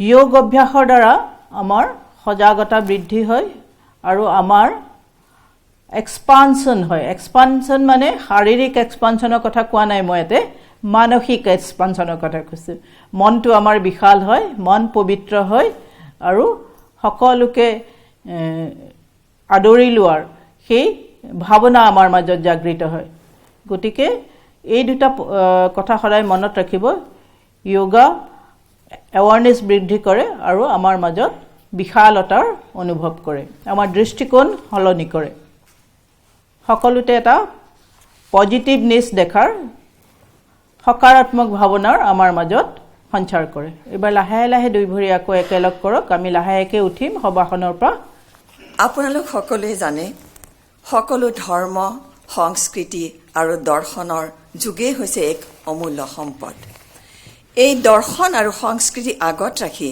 গুৱাহাটী দূৰদৰ্শন পৰিয়ালে আয়োজন কৰে যোগৰ কৰ্মশালা আৰু সকলো অনুষ্ঠানৰ আঁৰত কিছু সংখ্যক ব্যক্তিৰ উৎসাহ অনুপ্ৰেৰণা আৰু আশীৰ্বাদে আমাৰ মনোবল বৃদ্ধি কৰে তেনে এগৰাকী ব্যক্তি হৈছে গুৱাহাটী দূৰদৰ্শনৰ আঞ্চলিক বাতৰি বিভাগৰ মুখ্য মুৰব্বী বিষয়া সন্মানীয় অংকুৰ লাহোটি ছাৰ ছাৰ আপোনাক মই মঞ্চলৈ আমন্ত্ৰণ কৰিছো हमारे दूरदर्शन असम के जो व्यूअर्स हैं उनको मैं सबसे पहले इंटरनेशनल योगा डे की बधाई देना चाहता हूं आज बहुत ही महत्वपूर्ण दिवस है और मैं इस उपलक्ष्य पे हमारे साथ जो मौजूद हैं जो हमारे योगा ट्रेनर्स हैं जो हमारे स्पेशल गेस्ट आए हैं आज इनफैक्ट जो सारे आज ऑफिशियल्स भी योगा कर रहे हैं और स्पेशली हमारे जो प्रोड्यूसर्स हैं सविता रानी जी जिन्होंने ये प्रोग्राम का पूरा कार्य किया उनका भी मैं बहुत बहुत शुक्रगुजार करना चाहूँगा योगा बल्कि पिछले हफ्ते से ही मैं देख रहा हूँ कि हम दूरदर्शन आज से नहीं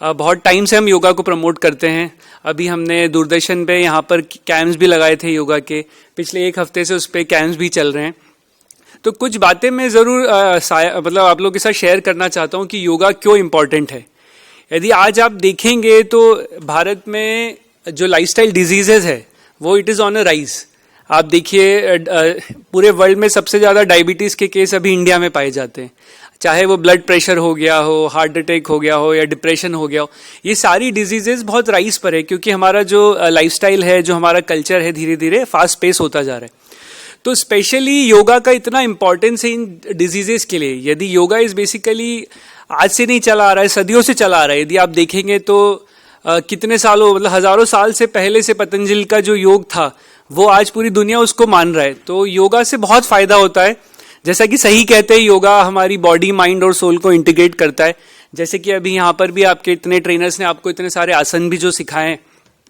तो मेरा सभी से यही रिक्वेस्ट रहेगा कि प्लीज़ अपनी लाइफ में 5 नहीं 10 मिनट एटलीस्ट निकालिए और भले आप या तो ब्रीदिंग एक्सरसाइजेज हैं या जो भी सिंपल आसन्स होते हैं वो ज़रूर अडॉप्ट करिए ये मैं अपने पर्सनल लेवल पे भी कह रहा हूँ क्योंकि मैं खुद भी रोज़ 10 से 15 मिनट योगा करता हूँ अपने और मुझे बहुत डिफरेंस मिला है मतलब एक अजब सी शांति कह सकते हो आप या पीस ऑफ माइंड मिलता है योगा करने से और दूसरा मैं माननीय प्रधानमंत्री जी को भी इसके लिए क्रेडिट देना चाहूँगा कि योगा पहले से था बट 2014 में जैसा हमने बताया कि अभी ये 10th इंटरनेशनल योगा डे है जिसका थीम भी है yoga for self and yoga for society तो इसका श्रेय माननीय प्रधानमंत्री जी को जाता है कि आज योगा को और योगा के माध्यम से इंडिया को उन्होंने एक सुपर पावर बनाया है आप देखेंगे तो पूरे विश्व में सिर्फ देश में नहीं पूरे विश्व में आज योगा हो रहा है तो ये जो होता है ना कि कल्चर एडॉप्शन हुआ है पहले हम वेस्टर्न कल्चर की तरफ देखते थे कि जिम जाना हो गया ये हो गया वो अडॉप्ट करते थे हेल्दी लाइफस्टाइल के लिए आज पूरी दुनिया जो ट्रेडिशनल मेडिसिन है उसका जो पार्ट है योगा उसको अडॉप्ट कर रहा है तो उसे देख के भी इंडिया की जो सॉफ्ट पावर बढ़ती है उसे देख के बहुत अच्छा लगता है कि आज जो हमारे प्रिंसिपल्स है वो हम ही नहीं पूरा देश पूरा विश्व अडॉप्ट कर रहा है तो वंस अगेन मेरी सभी से यही रिक्वेस्ट रहेगी कि प्लीज़ आप योगा को अपनी लाइफ का पार्ट एंड पार्सल बनाइए जो भी ये हेल्थ डिजीजेज हैं ये कुछ नहीं होगा आपको एंड आप एक हैप्पी एंड हेल्दी लाइफ जी पाएंगे तो once again I thank all my viewers thank you sir you always inspired us দৰ্শকসকল আন এগৰাকী ব্যক্তি হৈছে আমাৰ গুৱাহাটী দূৰদৰ্শনৰ অনুষ্ঠান বিভাগৰ মুৰব্বী বিষয়া সন্মানীয় অৰূপ কুমাৰ মিশ্ৰ মই তেখেতক মঞ্চলৈ আমন্ত্ৰণ কৰিছোঁ আজি আন্তঃৰাষ্ট্ৰীয় যোগ দিৱস উপলক্ষে মই দূৰদৰ্শন কেন্দ্ৰ গুৱাহাটীৰ পৰা সকলোকে সম্ভাষণ জনাইছোঁ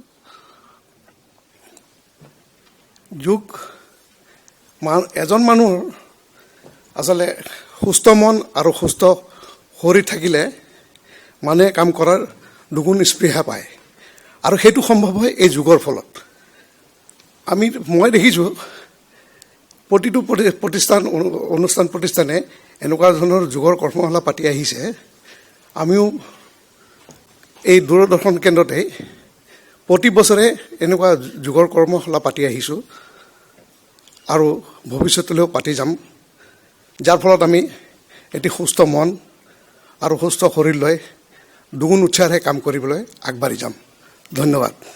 আমি পুনৰ দৰ্শকসকলক জনাব বিচাৰিছোঁ যি আসন আমি কৰি আছিলোঁ, আমি পুনৰ সেই আসনৰ মাজলৈ উভতি যাব বিচাৰিছোঁ আৰু মই অনুষ্ঠানটি চলাই নিবলৈ বাইদেউক পুনৰ আহ্বান জনাইছোঁ। ধন্যবাদ বৰষা। হয়। আমি আসনৰ ভাগখিনি শেষ কৰিছোঁ, এতিয়া আমি প্ৰাণায়ামৰ অভ্যাসখিনি কৰিম, প্ৰাণায়াম আৰু ধ্যানৰ অভ্যাসখিনি কৰিম। তোমাক পুনৰবাৰ ধন্যবাদ জনাই মই অভ্যাস আৰম্ভ কৰিছোঁ।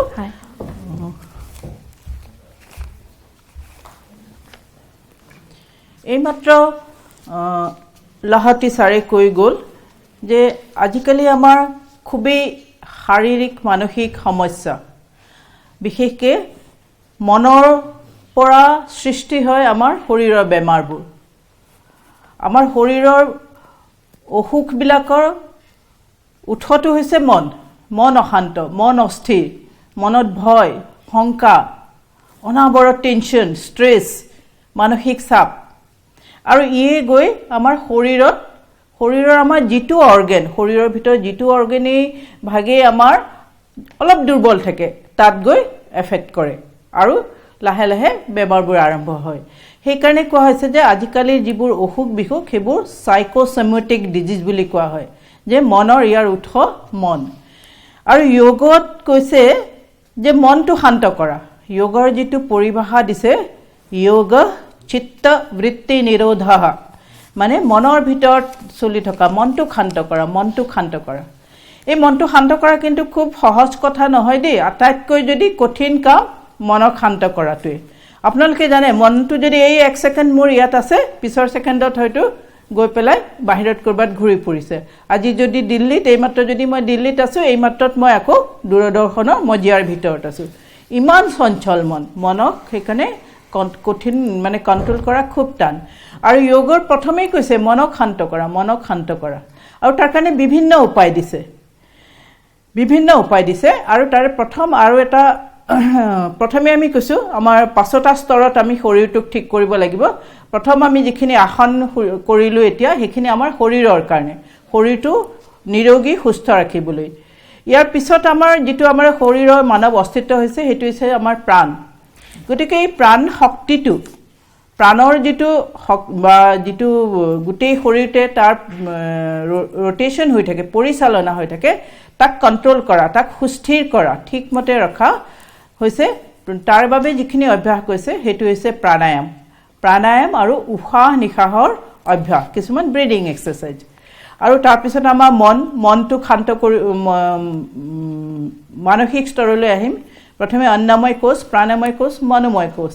মনটো ঠিক নহ'লে একো নহ'ব। মনক ঠিক কৰিবলৈ আমাৰ যিখিনি উপায় দিছে যোগ শাস্ত্ৰত, সেইখিনি হৈছে ধাৰণা, ধ্যান, সমাধি, জপ কৰা, ভাল পুৱা গধূলি প্ৰাৰ্থনা কৰা, ভজন গোৱা, কীৰ্তন কৰা। এইবিলাক যদি আমি চৰ্চা কৰোঁ, মনটো আপুনি শান্ত হ'ব। প্ৰাণায়ামৰ অভ্যাস কৰা। মনৰ পিছত আহিছে আমাৰ আবেগ আৰু মন একেলগে প্ৰায় দুইটা এটা মুদ্ৰাৰ ইপিঠি সিপিঠি। গতিকে যিখিনি অভ্যাস আমি কৰোঁ সেইটোৱে আমাৰ আবেগটো কণ্ট্ৰল কৰিবলৈকো সহায়ক হ'ব। তাৰপিছত আহিব আমাৰ বুদ্ধি। খুব যে তীক্ষ্ণ বুদ্ধিৰ হ'ব লাগিব এনে কথা নাই, কিন্তু বুদ্ধিৰ সঠিক বিকাশ হোৱা মানে কি, আমি সঠিক সিদ্ধান্ত ল'ব পৰা ক্ষমতা। আমাৰ জীৱনত যদি কিবা সংকট আহিছে, আমাৰ জীৱনত যদি কিবা সমস্যা আহিছে, সেই সময়ত আমি বিচলিত নহয়, আমাৰ বুদ্ধিয়ে যাতে সঠিক সিদ্ধান্ত, সঠিক দিশটো বাছি ল'ব পাৰে, কোনটো ভাল, কোনটো বেয়া, কি কৰিলে ভাল হ'ব, কি কৰিলে বেয়া হ'ব, এই সিদ্ধান্ত ল'ব পৰা ক্ষমতাটোহে হৈছে আমাৰ প্ৰকৃততে বৌদ্ধিক বিকাশ। গতিকে তাৰ কাৰণে কৈছে সৎসংগ, সৎ সাহিত্য, সৎ বিচাৰ, এই 3টাৰ অভ্যাস কৰা। সদায় এখন ভাল কিতাপৰ অধ্যয়ন কৰা, ভাল সংগৰ লগত থকা, ভাল সৎসংগ শুনা। আৰু শেষৰ যিটো আমাৰ মানুহৰ অস্তিত্ব হৈছে সেইটো হৈছে আমাৰ আনন্দময় কোষ বুলি কৈছে, আধ্যাত্মিক বিকাশ। আনন্দ কোনে নিবিচাৰে? আপুনি মই সদায় আমাৰ এটাই উদ্দেশ্য হৈছে যে আমি সুখত থাকিব বিচাৰোঁ। আমাৰ জীৱনলৈ দুখ আহক, কষ্ট আহক, সংঘাত আহক, বিপদ আহক, কোনেও নিবিচাৰে। কৈছে যে আমাৰ যিটো প্ৰকৃতিয়ে হৈছে সুখ প্ৰাপ্তি, দুঃখ নিবৃত্তি, যে আমি সদায় সুখ বিচাৰোঁ, দুখ জীৱনলৈ নাহক। কিন্তু এই যে আমাৰ আনন্দৰ যিটো আমাৰ অস্তিত্ব, তাক কিন্তু আমি পাহৰি যাওঁ। আজি ৰাতিপুৱা মই চাইছোঁ, টিভিত চাই আছিলোঁ, মাননীয় প্ৰধানমন্ত্ৰী দেৱে কৈছে যে যদি এই আনন্দময় স্থিতিত থাকিব লাগিব তেতিয়াহ'লে সদায় বৰ্তমানত থাকা, কেতিয়াও অতীতত নাযাব, ভৱিষ্যতত নাথাকিবা, ভৱিষ্যতলৈ চিন্তা নকৰিব। অতীতত গ'লে আমি সদায় দুখখিনিহে বিচাৰি যাওঁ, ভৱিষ্যতত গ'লে ভৱিষ্যতৰ চিন্তা কি হ'ব কি নহ'ব। সেইকাৰণে তেখেতে আজি খুব সুন্দৰ কথা এষাৰ কৈছে যে বৰ্তমানত থকা, বি এট দ্য প্ৰেজেণ্ট, বৰ্তমানত থকা, বৰ্তমানৰ জীৱনটো আনন্দেৰে অতিবাহিত কৰা। গতিকে এই আমি আনন্দত থকা কাৰণে আমি কি কৰিব লাগিব, আমাৰ মনৰ মাজত সকাৰাত্মক চিন্তা, নকাৰাত্মক চিন্তাবিলাক, নিগেটিভ যিবোৰ আমাৰ এটিটিউড আছে, নিগেটিভ কোৱালিটিজ আছে, আমি নিজকে বিশ্লেষণ কৰি সেইবোৰ আঁতৰাব লাগিব। তেতিয়াহে আমি শান্তি পাম, তেতিয়াহে আমি সকলোৰে মাজত ভাল দেখিম। আজি এইবাৰ যিটো যোগ দিৱসৰ থিম দিছে, য়োগ ফৰ চেল্ফ এণ্ড ছ'চাইটি, কেৱল মই নিজে ঠিক হ'লে, মই নিজে ভাল হ'লে নহ'ব, মোৰ ঘৰখন ভাল হ'ব লাগিব, মোৰ সমাজখন ভাল হ'ব লাগিব, মোৰ দেশখন ভাল হ'ব লাগিব, মোৰ ৰাষ্ট্ৰ ভাল হ'ব লাগিব, গোটেই বিশ্ববাসী সুখত থাকিব, তেতিয়াহে মই মনত শান্তি পাম, হয় নহয়? মই সুখত থাকিব পাৰিম।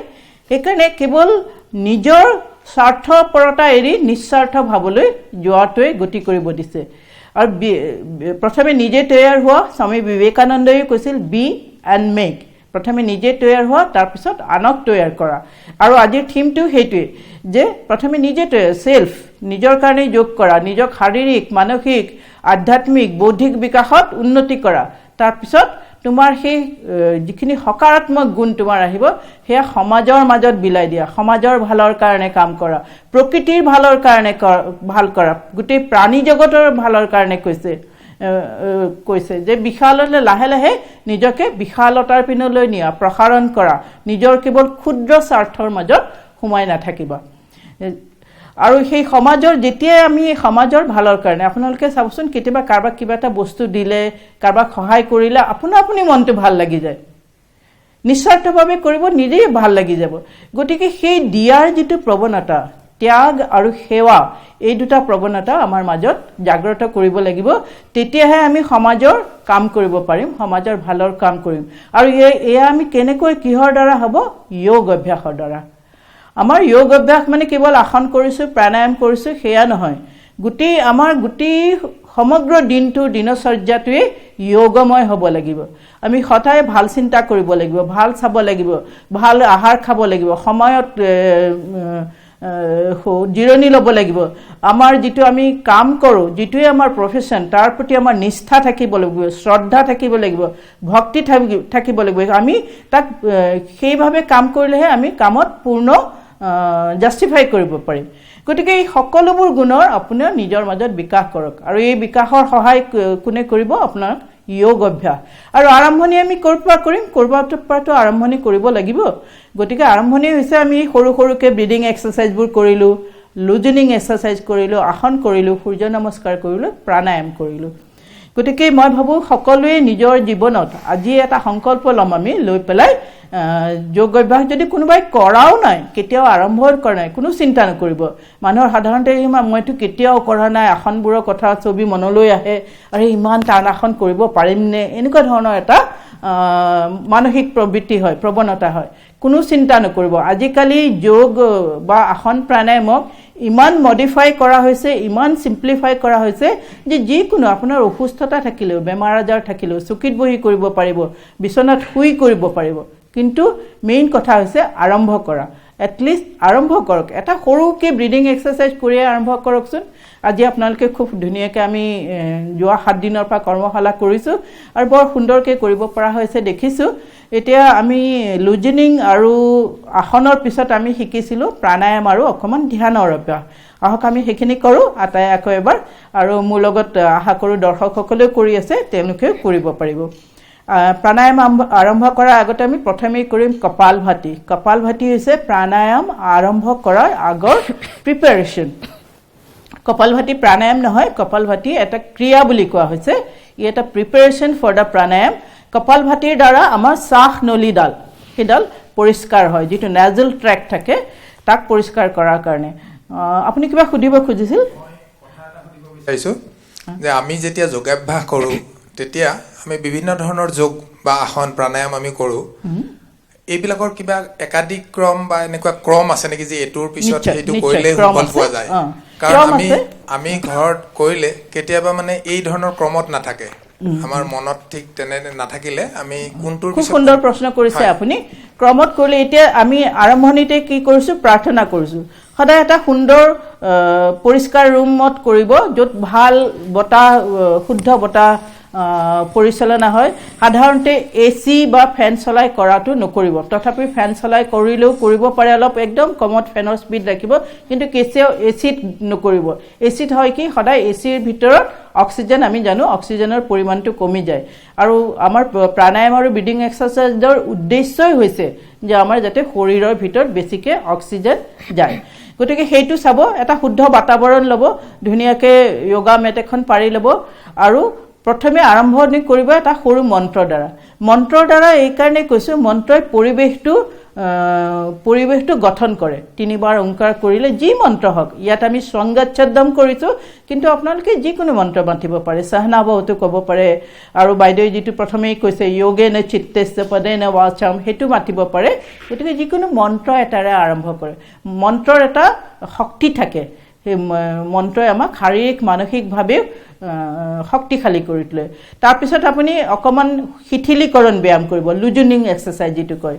কাৰণ আসন কৰাৰ আগতে শৰীৰটো অকণমান, শৰীৰৰ যিবোৰ আমাৰ জইণ্টছ আছে, মাছলবোৰ ষ্টিফনেছ থাকে, সেইটো আঁতৰাবলৈ শিথিলীকৰণ ব্যায়াম কৰক। তাৰপিছত কৰক কেইটামান ব্ৰিডিং এক্সাৰচাইজ, উশাহ নিশাহৰ অভ্যাস কৰক। সেইখিনি কৰাৰ পিছতহে আপুনি আসনৰ ভাগলৈ যাওক। প্ৰথমে সূৰ্য নমস্কাৰ কৰক।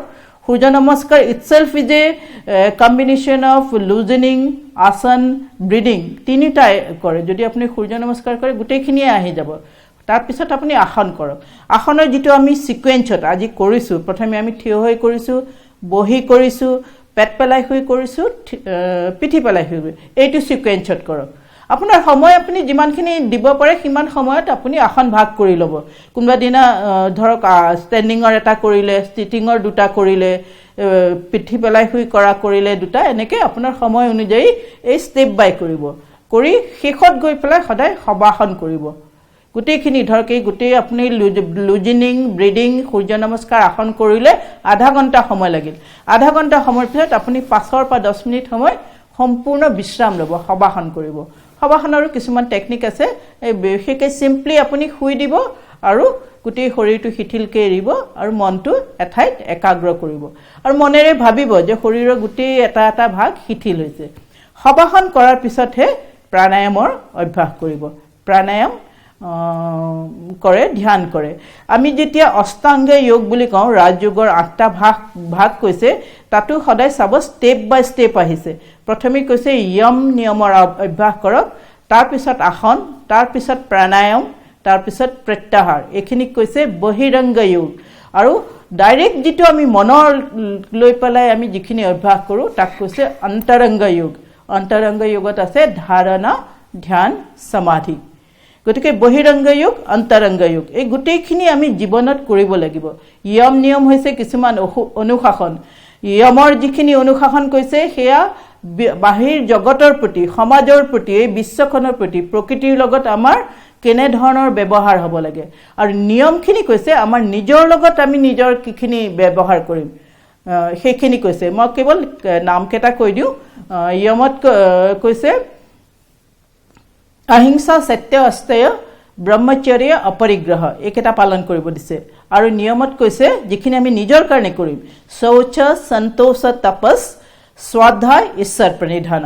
শৌচ মানে সুচিতাৰ পালন কৰা, সন্তোষ সদায় যি পাইছোঁ তাতেই সন্তুষ্টি থাকিবলৈ চেষ্টা কৰা, যিটো আজিকালি আমাৰ কাৰণে খুবেই দিগদাৰী। আমাক কেৱল লাগে আৰু আমাৰ মানে অন্ত নাই, বিচৰাৰ অন্ত নাই। সেইকাৰণে কৈছে যি পাইছা তাতে সন্তুষ্ট হোৱা। শৌচ, সন্তোষ, তপস, তপস্যা কৰা। তপস্যা কৰা মানে আজিকালি হয়তো আমি এইটো ক'ব নোৱাৰোঁ যে হিমালয়ৰ গিৰি গুহাত গৈ ঘৰ সংসাৰ এৰি আমি তপস্যা কৰিব নোৱাৰোঁ, কিন্তু আমি যিটো কাম কৰিছোঁ, যিটো ব্যৱসায়ত আছোঁ, যিটো প্ৰফেশ্যনতে আছোঁ, সেইটোৱে মোৰ কাৰণে তপস্যা। সেই ভাবি সেই শ্ৰদ্ধা ভক্তিৰে তপস্যা কৰা বা ভাল কিতাপ পঢ়া, সৎসংগ কৰা, স্বাধ্যায় মানে নিময় কোণ। স্বাধ্যায়ৰ মেইন উদ্দেশ্য হৈছে স্ব অধ্যায়, নিজক জানা। সেইটো সদায় নিজকে এবাৰ অলপ ৰাতি শুবৰ আগতে আত্মবিশ্লেষণ কৰিব। মই আজি কি ভাল কাম কৰিছোঁ, কি বেয়া কাম কৰিছোঁ, সহজ ভাষাত কৈছোঁ দেই মই এইবোৰ, কাৰণ এনেই স্বাধ্যায় যিটো পৰিভাষা সেইটো বহুত মহৰ্ষি পতঞ্জলীৰ যদি আপুনি যোগ সূত্ৰ পঢ়ে তাত বহুত সূক্ষ্ম স্তৰলৈ গৈছে। কিন্তু একদম আমি আৰম্ভণি ক'ৰ পৰা কৰিম? মই আমাৰ নিজৰ দিনটোৰ কথাখিনি আমি ৰাতি শোৱাৰ আগতে 5 মিনিট এবাৰ ভাবোচোন, মই কিবা ভাল কাম কৰিলোঁ নে বেয়া কাম কৰিছোঁ, মোৰ দ্বাৰা কি আজি সমাজৰ প্ৰতি মই কিবা ভাল কৰিলোঁ। এইদৰে স্ব অধ্যায় কৰক, নিজক জানক। নিজক জানিবলৈ ইমান সুন্দৰ এটা মানৱ শৰীৰ পাইছোঁ, এইটো কেৱল খাই বৈ শুই মৰি থাকিবৰ কাৰণেই নেকি? এনেদৰে। আৰু শেষত কৈছে ঈশ্বৰ প্ৰণিধান, যে যিয়েই কৰোঁ সকলো ঈশ্বৰক সমৰ্পিত কৰা। আপোনাৰ যি ইষ্ট দেৱতাকে আপুনি নামানে কিয় তাৰ প্ৰতি আপোনাৰ শ্ৰদ্ধা ৰাখি, ভক্তি ৰাখি সম্পূৰ্ণ সমৰ্পণ ভাৱেৰে কাম কৰিবলৈ দিছে। আৰু সেইটো এইকেইটা মানে নিয়ম পালন। প্ৰশ্ন আছে আপোনালৈ, কোনে প্ৰশ্ন কৰিব? বাইদেউ নমস্কাৰ। নমস্কাৰ। যোগাসনটো কিমান বছৰ বয়সৰ পৰা কৰিব পাৰি? যোগাসনৰ কৈছে 7 বছৰৰ পৰা 70 বছৰ 80 বছৰলৈ। একদম সৰুকালি একদম যিবোৰ কোমল হাত ভৰি থাকে 4-5 বছৰ বয়সত, তেতিয়া সাধাৰণতে ফ্ৰী হেণ্ড এক্সাৰচাইজবোৰ সিহঁতে যি পাৰে তাকে কৰিব দিব। কিন্তু আসন, কঠিন আসন তেওঁলোকৰ দ্বাৰা নকৰাব, কাৰণ তেওঁলোকৰ সেইটো বাঢ়ি অহা বয়স। ক'ৰবাত হয়তো শৰীৰৰ অংগ প্ৰত্যংগত কিবা অসুবিধা মানে কি বেয়া হ'ব পাৰে। সেইকাৰণে কৈছে 7 বছৰ বয়সৰ পৰা আৰম্ভ কৰক। আৰু আপাৰ লিমিট একচুৱেলি নাই। আজিকালি আমি দেখিছোঁ কিছুমান 100 বছৰীয়া 110 বছৰ বয়সৰ মানুহেও খুব সুন্দৰ আসন প্ৰাণায়াম কৰি নিজৰ জীৱনটো সুস্থ কৰি ৰাখিছে। আহক আমি প্ৰাণায়াম অভ্যাস কৰোঁ। কপালভাতিৰ কথা কৈছিলোঁ মই। কপালভাতি হৈছে জোৰকে উশাহটো এৰিব। বাইদেউ এইখিনিতে নমস্কাৰ। মই এটা সৰু প্ৰশ্ন সুধিব বিচাৰিছোঁ। নিশ্চয়। যে এতিয়া আমাৰ দেশত, ভাৰতবৰ্ষৰ লগতে অসমতো মানে বহুত পুৰুষ, মহিলা, ল'ৰা ছোৱালী ডায়েবেটিছ হোৱা দেখা পোৱা গৈছে। এই ডায়েবেটিছ ৰোগত আমি কেনেধৰণৰ আসন কৰিলে তাৰ সুফল পোৱা যায় আৰু কেতিয়া কৰিব লাগে, কেনেধৰণে কৰিব লাগে অকণমান বুজাই দিব নেকি? আসনৰ সময় কিন্তু মই কৈছোঁৱেই, যিটো সময় সেই সময়ত কৰিব। দ্বিতীয়তে ডায়েবেটিছৰ কাৰণে যিবোৰ আসন আছে সেয়া হৈছে সূৰ্য নমস্কাৰ কৰক, অৰ্ধমচ্ছেন্দ্ৰাসন, বক্ৰাসন, শশাংকাসন, উষ্ট্ৰাসন, ধনুৰাসন, সৰ্বাংগাসন, হলাসন, এই সকলোবোৰ আসন ডায়েবেটিক ৰোগীৰ কাৰণে ভাল। পশ্চিমোত্তানাসন কৰিব পাৰে। কিন্তু ইয়াতে চাব, এইখিনি মই আসনৰ কথাহে ক'লোঁ। ইয়াৰ লগত কিন্তু ডায়েবেটিকৰ লগত তাৰ যিখিনি বাকীখিনি ডিচিপ্লিন সেইখিনিও পালন কৰিব লাগিব, তেতিয়াহে আপুনি সুফল পাব। শ্ৰদ্ধেয় দৰ্শকসকল, চাওঁতে চাওঁতে সময় শেষ হ'ল। আমি অনুষ্ঠান প্ৰায় সামৰিবই লাগিব। তথাপিতো সংস্কৃত কবি ভৰ্তৃহৰিয়ে কৈছিলে, নিয়মিতভাৱে যোগ কৰিলে সত্য হয় আমাৰ সন্তান, দয়া হয় আমাৰ ভগ্নী, ভাতৃ হয় আমাৰ আত্মসংযম, স্বয়ং ধৰিত্ৰী হয় আমাৰ শয্যা আৰু জ্ঞান হয় আমাৰ ক্ষুধা নিবাৰক। এয়াই হৈছে যোগৰ মহত্ব। আশা কৰোঁ দৰ্শকসকল, এটি শাৰীৰিক, মানসিক আৰু বৌদ্ধিক উৎকৰ্ষ সাধনৰ বাবে আমি সকলোৱে একগোট হৈ যোগ কৰি যাম। সমাজৰ উন্নতিৰ কাৰণে, দেশৰ উন্নতিৰ কাৰণে আমি নিজকে সুস্থ ৰাখিব লাগিব। আমাৰ শৰীৰ আৰু মন সুস্থ হ'লেহে, আমি নিজে সুস্থ থাকিলে আমি সমাজৰ কথা ভাবিব পাৰিম। এতিয়া শেষত মই আমাৰ মুখ্য প্ৰশিক্ষিকা দীপান্বিতা বাইদেউৰ ওচৰলৈ গৈছোঁ। বাইদেউ এটি প্ৰাণায়ামেৰে আজি অনুষ্ঠান এটি সৰ্বধৰ্ম প্ৰাৰ্থনাৰে সামৰিম। আমি এটি প্ৰাণায়াম কৰোঁ, নাৰী শুদ্ধি প্ৰাণায়াম। সেইটো খুব ভাল প্ৰাণায়াম। প্ৰাণায়ামৰ ভিতৰত আটাইতকৈ ভাল বুলি কোৱা হৈছে, আপোনালোকে এই নাচিকা মুদ্ৰা লওক। বুঢ়া আঙুলিটোৰে সোঁ নাচিকাটো বন্ধ কৰক, বাওঁ পিনেৰে উশাহটো লওক, বাওঁফালে অনামিকা আঙুলিৰে বাওঁ নাচিকা বন্ধ কৰক, সোঁফালেৰে উশাহটো দীঘলকৈ এৰি দিয়ক। আকৌ সোঁফালেৰে উশাহটো লওক, বাওঁ পিনেৰে এৰি দিয়ক। এইদৰে কৰি যাওক, লাহে লাহে কৰিব আৰু কেৱল চাব যে সদায় লোৱা ভাগটো দীঘলীয়া কৰিব। লোৱা যিমান সময় লয় তাতকৈ এৰা ভাগটো দীঘলীয়া কৰিব। Exhalation is always longer. हम जितने समय तक सांस लेते हैं उससे ज्यादा समय तक हमको श्वास को छोड़ना है। मुखमंडल सम्पूर्ण शिथिल राखक, रिलैक्स राखक। प्रतिটো উশাহ ভিতৰলৈ যোৱা, নিশাহ ওলাই অহা অনুভৱ কৰক। আমি কেৱল 2 ৰাউণ্ড কৰিম যিহেতু আমাৰ সময় কম। বাওঁ পিনৰ পৰা উশাহটো এৰি অভ্যাসটো বন্ধ কৰক। আমি 3 বাৰ ভ্ৰামৰী প্ৰাণায়াম কৰিম। চিন মুদ্ৰালৈ বহক, জিভাৰ আগটো তালুত লগাই লওক, দীঘলকৈ উশাহ লওক আৰু উশাহটো এৰোতে নেজল হামিং সাউণ্ডটো, ভ্ৰমৰাই যিদৰে গুণগুণ কৰে সেই ধ্বনিটো উলিয়াওক।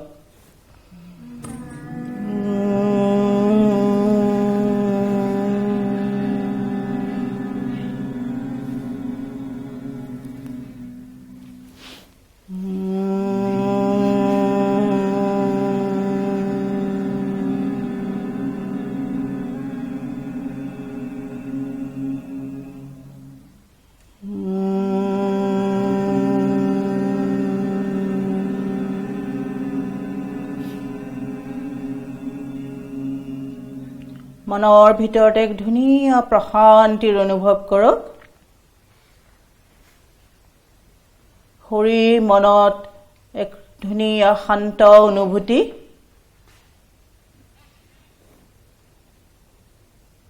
আসন, প্ৰাণায়াম, ধ্যানৰ অভ্যাসে আপোনাক শাৰীৰিক মানসিকভাৱে সুস্থ ৰাখিব।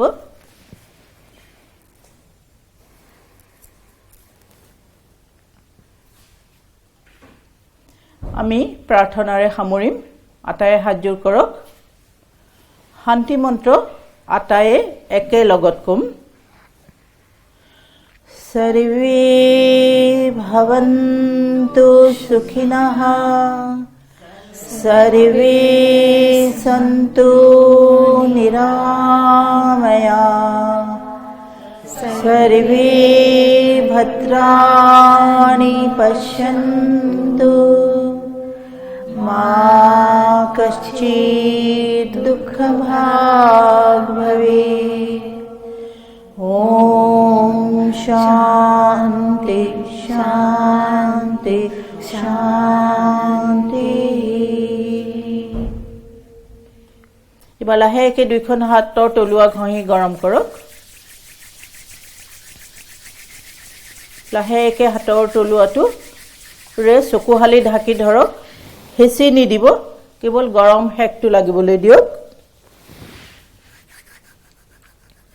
এবাৰ আলফুলকৈ হাতখন আপোনাৰ মুখত বুলাই এটা ধুনীয়া মাছাজ দিয়ক। দুইখন হাত তললৈ আনক আৰু দুবাৰমান চকু পিৰিকিয়াই লাহেকৈ চকু মেলক। এটা ধুনীয়া হাঁহিৰে চকু মেলক আটায়ে।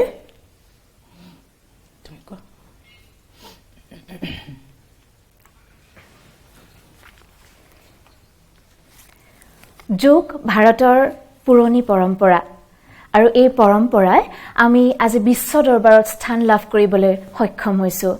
আজি 10টা বছৰে আন্তঃৰাষ্ট্ৰীয় যোগ দিৱস পালন কৰি আহিছোঁ। ভৱিষ্যতেও এই 10টা বৰ্ষই 100টা বৰ্ষ অতিক্ৰম কৰাৰ আশাৰে ডিডি অসমৰ পৰিয়ালৰ তৰফৰ পৰা মই আপোনালোকক এটাই অনুৰোধ জনাইছোঁ, যোগ কৰক আৰু সুস্থ হৈ থাকক। আজি আমি এই অনুষ্ঠানটোৰ পৰা বিদায় মাগিছোঁ। ধন্যবাদ।